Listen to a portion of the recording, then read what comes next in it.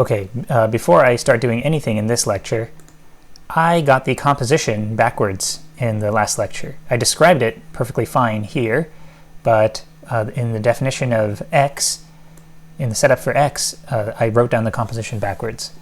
And yeah, it's this accursed backwards composition that we're always dealing with in mathematics.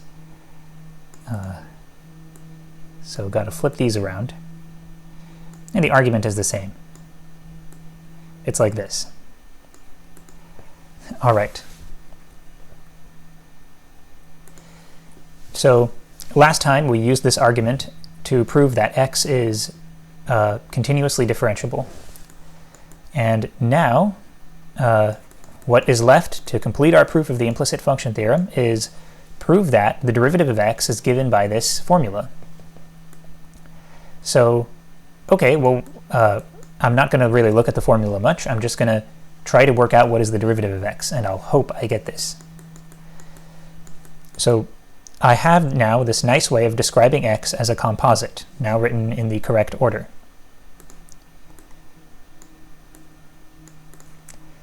And I have a wonderful tool for working out derivatives of composites. It's the chain rule. So let's see what it says. For y in W, we have, and the chain rule says, x prime of y. Basically, it says that the derivative of a composite, like x, is going to be the composite of the derivatives. So let me immediately go ahead and apply the chain rule. First, here I have iota 2 prime of y, that linear map, composed with, and then in the middle here I have f restricted to u inverse prime, evaluated at the correct place, which is actually going to be iota 2 of y, composed with pi 1. More room here. Pi 1 prime.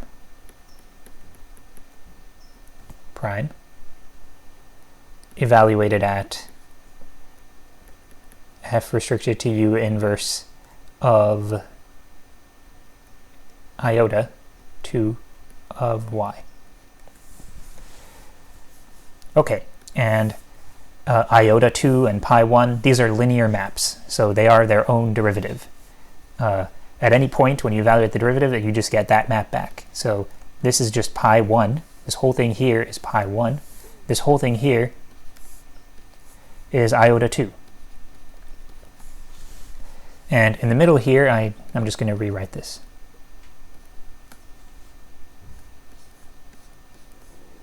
And iota 2 of y, that's 0 comma y. So let me just write down what it actually is. Now over here I've got the derivative of an inverse. And in a situation where you have an invertible function which is differentiable and its derivative is differentiable and the derivatives are continuous, if you have an invertible function which is differentiable and its inverse is differentiable, and in both cases the derivatives are continuous, then the derivative of the inverse is the inverse of the derivative. And this is what I was listing back here in our application of the inverse function theorem. I was listing that as 0.5 star here. So 5 star says that this, basically. That's what I'm going to apply.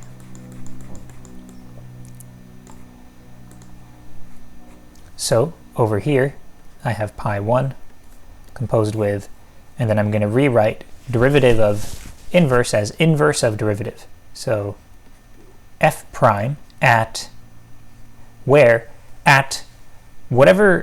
xy pair f maps to 0 comma y. Well, that's this, right? This is what capital F maps to 0 comma y. Okay, inverse. Composed with iota 2. Okay, so I have now computed what is x prime of y, but I've computed it in terms of capital F rather than computing it in terms of little f, right? in the end I want a formula involving little f. In fact, capital F makes no appearance in the statement of the implicit function theorem. Capital F is only a tool used in the proof. So right now we have computed what is x prime of y, but we've computed it in terms of an intermediate tool that we want to throw away now. So what is it in terms of, what is the answer here in terms of little f?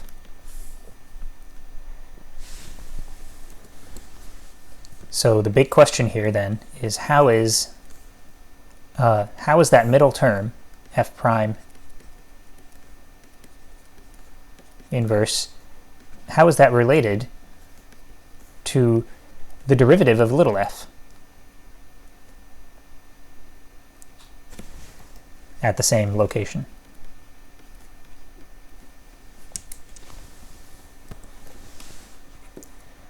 Okay, so it's going to be kind of complicated. If we go back to like writing everything as a giant matrix, like back here, it's going to be kind of complicated describing one derivative in terms of the other. And I'd like something more elegant now. So here's an idea. How about we try to express the relationship between big F and little f in a way that just uses maps and composition. Then we can apply the chain rule to carry over all those statements about little f and big F that use maps and composition and turn them into a relationship between the derivative of big F and the derivative of little f. So I'm going to make that my goal now, is to describe the relationship between little f and big F using maps and composition rather than using elements, rather than evaluating them at specific points. So what I mean by using elements is like the definition of big F over here. This is described using elements. Can I describe this statement using maps and composition instead?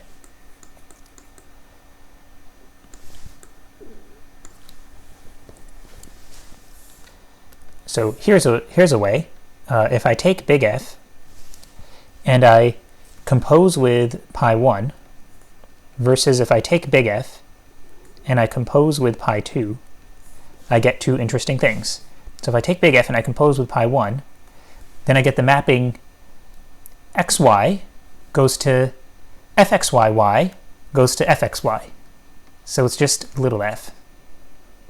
And if I take f and compose it with pi 2, then I get the mapping xy goes to fxy goes to y. So xy goes to y. Okay, that's what pi 2 is, right? The mapping xy goes to y.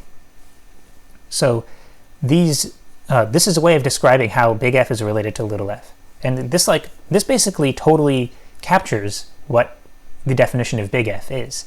It's capturing what is big F by telling us the components. That's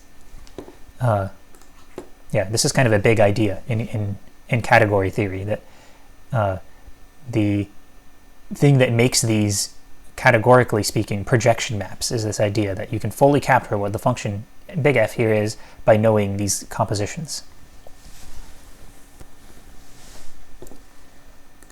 Okay, so now I have this statement in terms of compositions, so I can apply the chain rule to get, for free, basically, a statement about derivatives. So let's let this wiggly arrow represent using the chain rule. Okay, so here I'll have, let's see, the left-hand side here is, or let me start with the right-hand side. The right-hand side is f prime, and let's say f prime of x, y is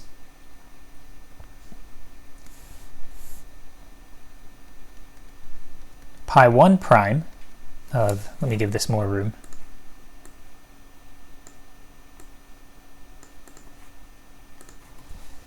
is pi 1 prime of capital F x y composed with capital F prime of x y.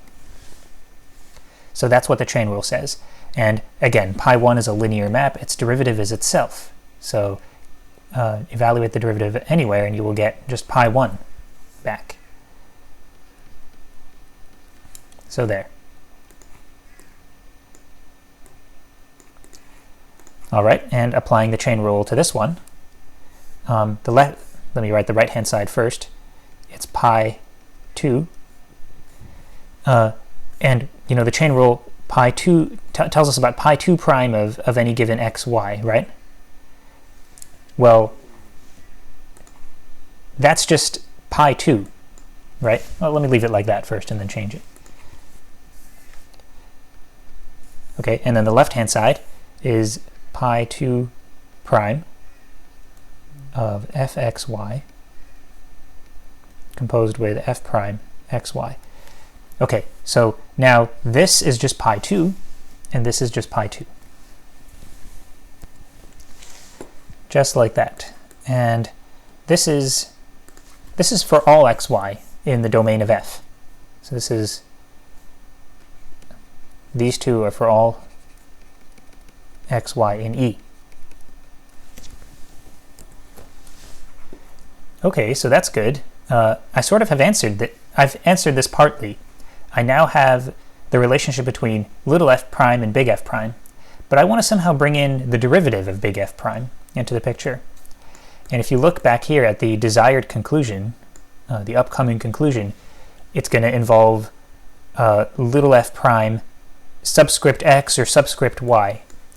So let's express those in terms of compositions and mappings so that we can bring them into this picture. So for x, y in E, when we say f prime x, y subscript x, what are we saying? Let's look at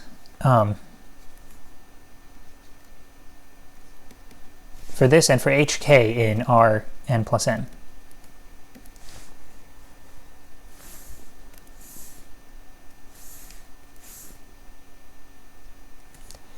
When we look at this linear map subscript x applied to h, we are talking about the original linear map applied to h0, right?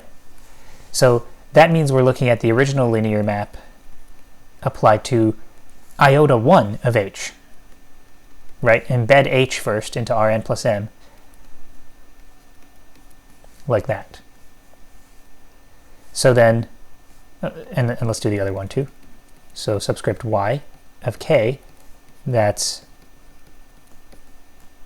taking the original linear map and then feeding it 0k, which is the same as first passing k through iota 2 and then feeding it in. So in other words,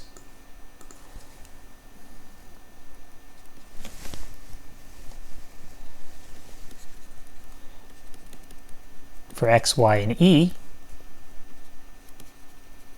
we have f prime xy subscript x is just a way of writing f prime xy. This didn't have to be about f prime xy. This is just a general principle. If you take a linear map, then when you split it up using this subscript x, subscript y notation, what you're doing is composing with these iotas. That's all.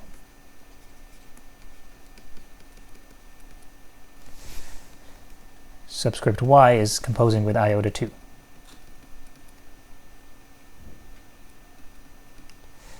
In hindsight, I wish I had defined them this way from the very start, rather than what I did do, rather than just giving the formula. It would have made sense to just talk about this at the very start. But, of course, I was not looking ahead. I didn't think through what we had to do for the proof of the implicit function theorem. Okay, so then this principle that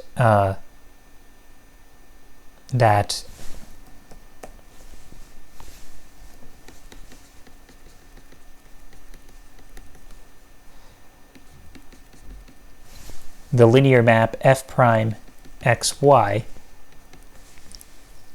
can be written as a sum of these two components. So the principle that I'm getting at is this idea here in Rudin, equation 54 on page 224, that this is a sum. So we talked about this in the lecture, in the previous lecture, and here we can write it as a sum of mappings. So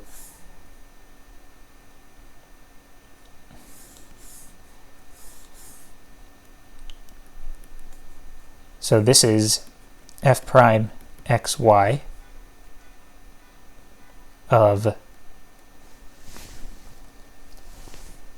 iota 1 of hk. Yeah, let me just write it as a sum of mappings. Or no, let me write the whole thing out. So this is the principle, is that it's this applied to h plus subscript y applied to k. So this one is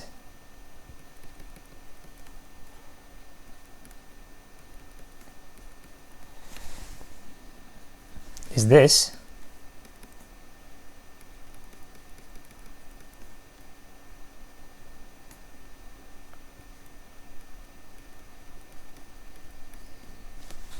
and that's that. So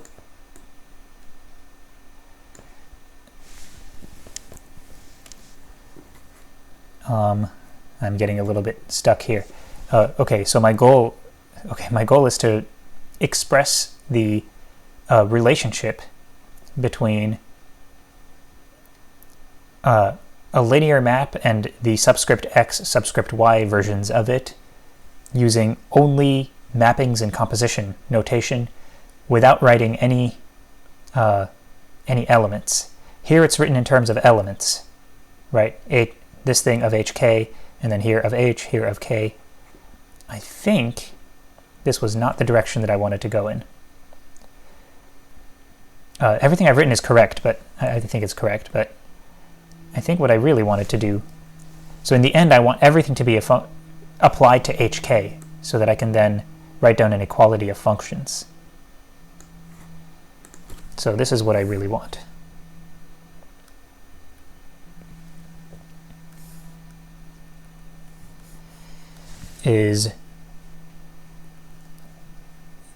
This is f prime xy x subscript x, and then we're applying it to h, which is what you get when you take the first component of hk. So I'm rewriting h as pi 1 hk, and then here I'm going to rewrite k as pi 2 of hk.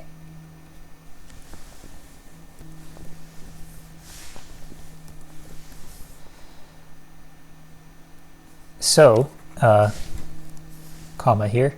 So now I can write down something that just involves mappings. So f prime xy, so I'm not going to input any vectors, is f prime xy subscript x composed with pi 1 plus f prime xy subscript y composed with pi 2. There. So you see why I brought in the pi 1 and pi 2? It's so I can express this relationship as a bunch of functions that are getting applied to h comma k.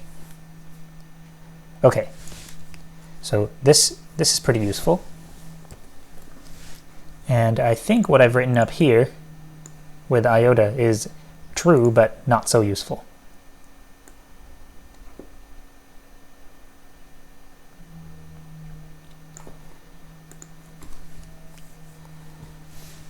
Yeah, maybe I'll regret erasing it. Maybe I'll leave it for now and erase it at the end if it's not needed. Okay, so back to our goal. We're trying to compute x prime of y. We wrote it out in terms of big F using the chain rule, but we want things in terms of little f. So we want to relate little f to big F so that we can relate the derivatives. Here's the relationship between little f and big F, and here's the derivatives version of the statement that we got using the chain rule. Now from here I want to actually get things to be in terms of in the final conclusion, I want little f with subscripts x and y to get involved. So I want to take what I've got here and somehow bring in little f subscript x and y. And this is why I worked out this equality here. So let's continue. Let me pick up from right here.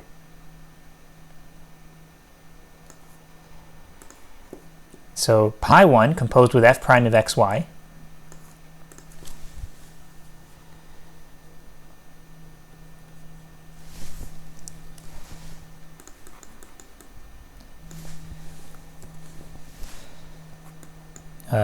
just reminding myself, yeah.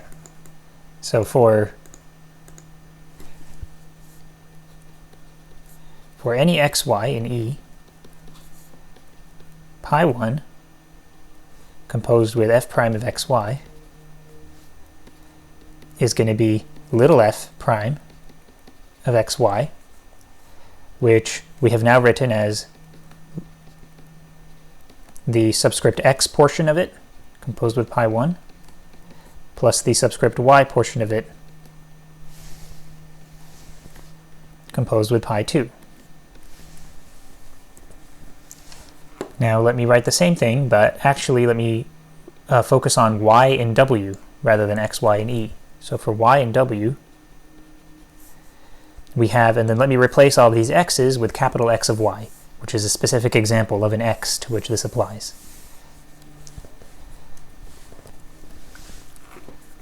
Okay, there. So x has been replaced by capital X of y. Now, whenever y is in w, capital X of y comma y is in capital V, which is enough to ensure that capital F prime there is an invertible linear map. So what I'm talking about is down here where we applied the inverse function theorem. This is invertible, yeah. Right, I'm going to apply this principle 5 star, basically. So,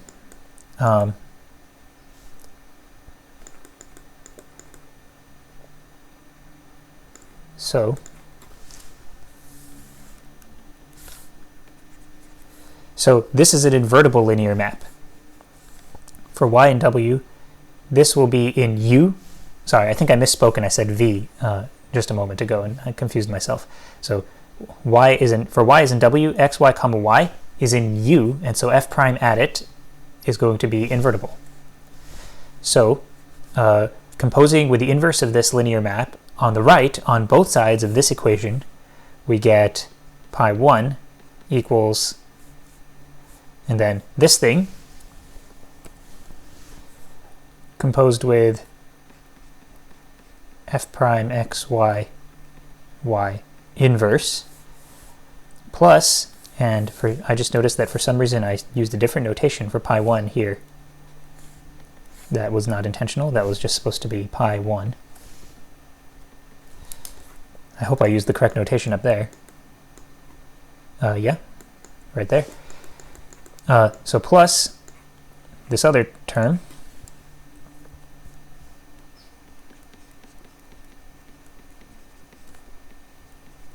compose with pi2, and now compose with this thing.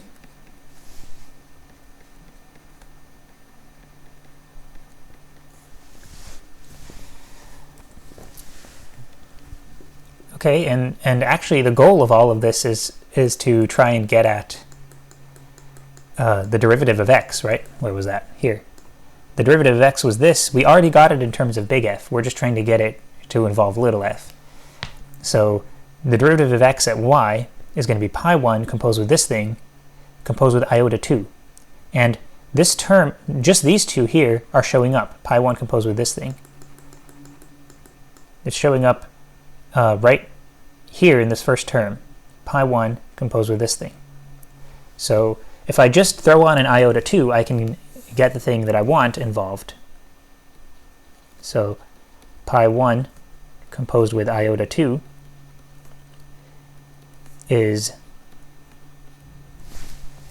And then let me just copy and paste this here.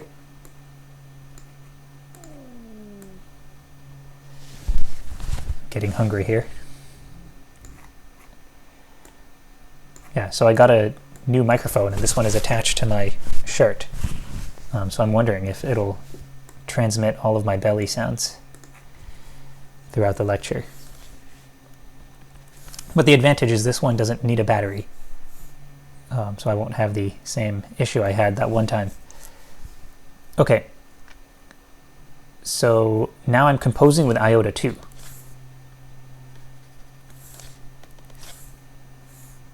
Compose with iota 2. Compose with iota 2. Plus. And here, the point of composing with iota 2 was that this here, it's getting a little cluttered, let me use green. This here is what we computed to be x prime of y. So that's nice. And the other thing, I don't know. Let's see if we can work with it. And by the way, pi 1 composed with iota 2, let's think about what that does. So iota 2 will take some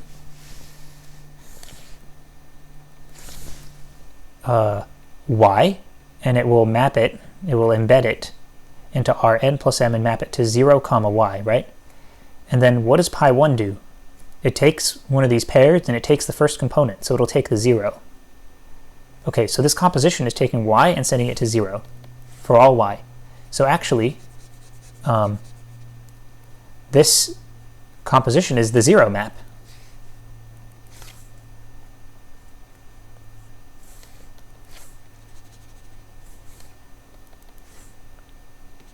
So 0 equals this thing. Okay, let me go ahead and just replace this by what I'm saying it is, x prime of y. There. And okay, what next? So we've got to work with this term. So we're actually getting pretty close to where we need to go. Our goal was to describe x prime of y in terms of the derivative of little f, and we're getting there. We have 0 equals this thing composed with this, but this other term we need to simplify somehow. And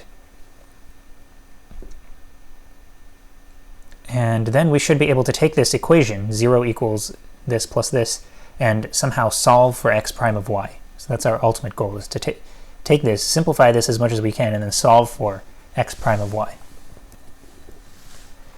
Okay, so to work with this second term, I think what I'll do is go back. So what we did here to get this equation in the first place is we took our f prime of xy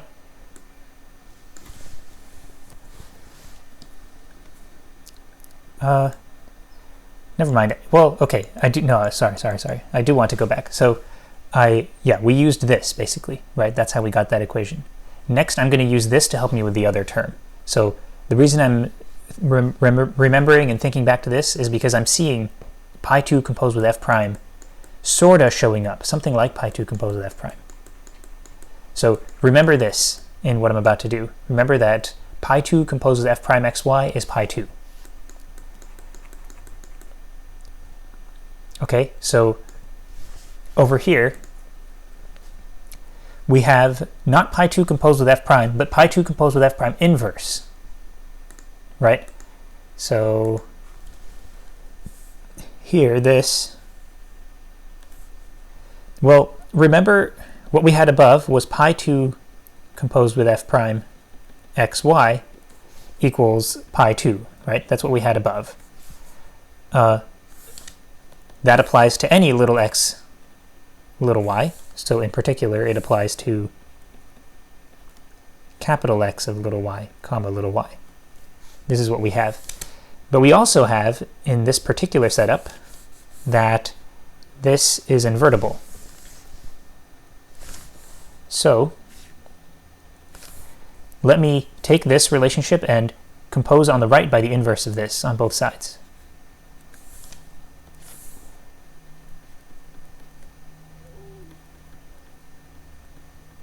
Like that. So then this is actually just pi 2. This, which is this, is just pi 2. So let me write that.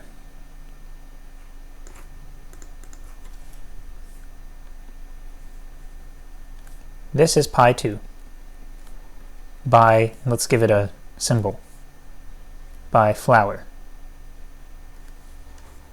Let me go up here and point out what is flower. It's this one. This one is flower. Okay. So if this is pi 2, then overall here I'm looking at pi 2 composed with iota 2, right? So remember how pi 1 composed with iota 2 was 0? Pi 2 composed with iota 2 will also be pretty special. So pi 2 composed with iota 2, how does that operate? Iota 2 will take a y and map it to 0y. Pi 2 will take that and take the second portion, which is y. So this composite is the identity map. It sends y to y for all y. So overall, here,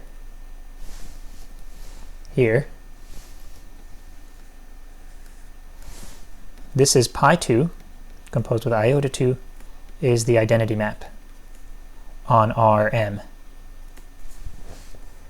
Okay, so then this is getting composed with the identity map, right? So let's write down what we have. 0 equals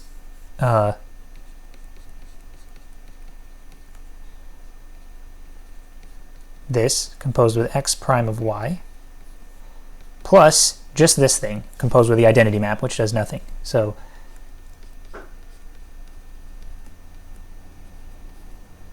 like that. Okay, I'm getting there. Now if I can just solve for x prime of y, I think I will be done. So to solve for x prime of y, I'm going to need to invert this. So I need this to be invertible. Now remember, in the assumptions for the implicit function theorem, we do not have that this is invertible for all y. We just have specifically when y is y naught. So here was the statement of the implicit function theorem. We have specifically when y is y naught that this is invertible. So there is something to be said here. We need to explain why this is invertible for all y and w. This whole statement here is for arbitrary y and w. Okay, so big question now is this invertible?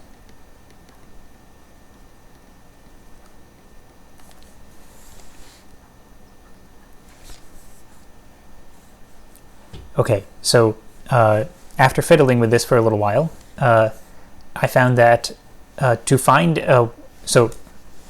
what you might guess, probably without much fiddling, is that the invertibility of this is going to somehow come from the invertibility of f, right? Since this is like the red block showing up here, and this overall we know is invertible.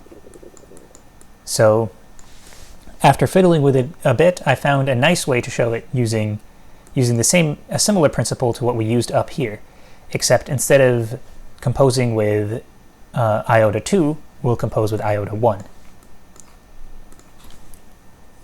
So for y and w, I have to say that again. Up here I had a very long sentence that started with for y and w, and then these were all commas.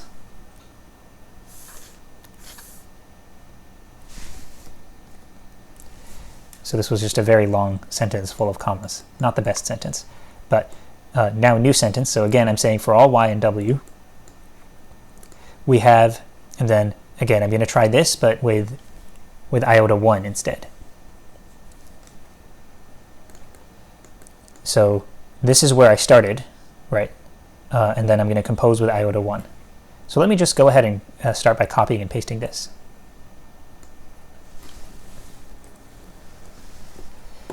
Okay, so for y and w, we have this, but I'm going to now compose with iota 1.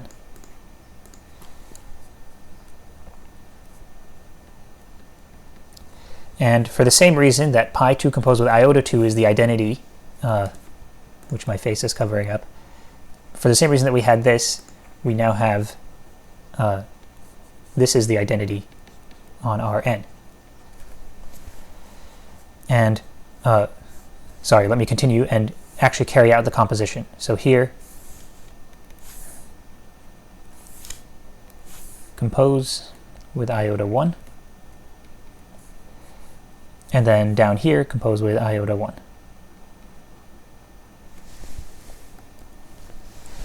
And we already argued, by the way, that this is pi 2, right?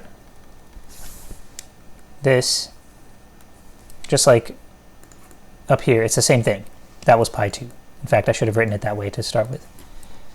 So this is, again, pi 2 by flower. So then over here, I have pi 2 composed with iota 1, right? And for the same reason that earlier we said pi 1 composed with iota 2 is 0, similarly here, pi 2 composed with iota 1 is 0. So the second term in this sum is 0. So look what we've got. We've got identity, Rn, equals, and then just the first term here. So f prime, x, y, y, x, composed with, I don't care what it's composed with, something, right? Whatever all this junk is, equals, that's it. So we've got that this, for all y and w, this thing composed with something is the identity. So in other words, this thing is invertible. Actually, this tells you only that it's right invertible, that it has a right inverse, but you know, finite dimensional vector spaces and stuff, right? So for a function from a vector space to a vector space of the same finite dimension to be invertible on one side is sufficient to prove that it's invertible. Maybe one way you can put it is, this is therefore surjective, and for finite dimensional vector spaces, surjective if and only if, for linear operators, surjective if and only if bijective. Okay.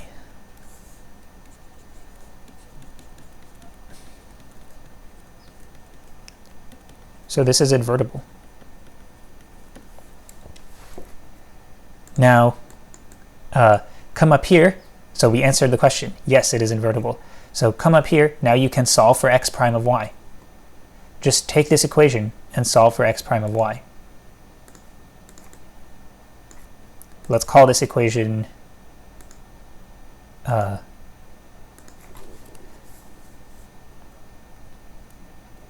smiley face is this equation.